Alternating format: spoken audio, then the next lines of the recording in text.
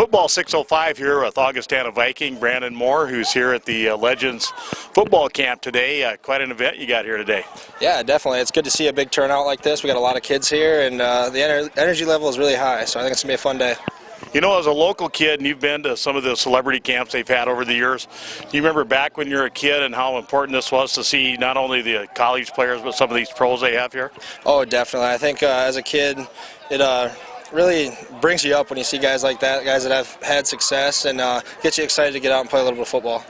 You know, I'm an old football hand from, many decades ago, and it just seems like the game gets faster and more complex.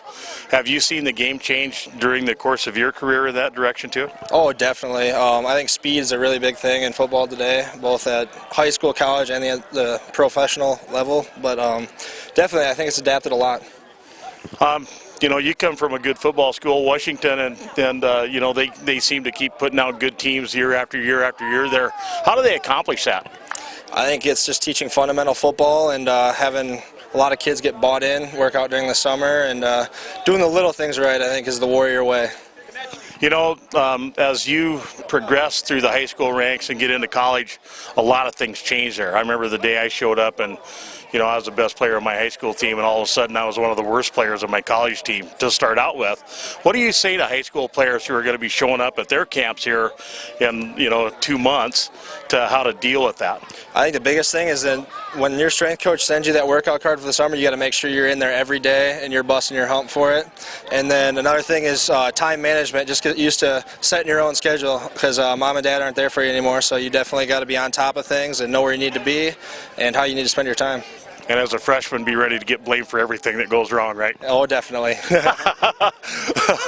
Well, and we kind of laugh about that, but that is part of the whole program. And, like you say, time management and making sure your bases are covered grade-wise is probably the most important thing any player could do. Oh, I agree. Time management is just a huge part of college football in general, especially on the academic side. You got to know when you have time available, and you need to spend that time studying maybe instead of playing video games, as well as with the football side, knowing to get in your playbook when you're not in there with coach. You guys turned a lot of heads this year on this field and some others. What's your projection for the upcoming season? Oh, I don't have any projections, but I know we had a pretty good spring ball. We got a lot of guys staying here this summer working really hard. I have a strength and conditioning internship, so I get to work with them every day and see how hard they're working, and we just want to keep improving, keep getting better. Well, we're anxious to see you out there.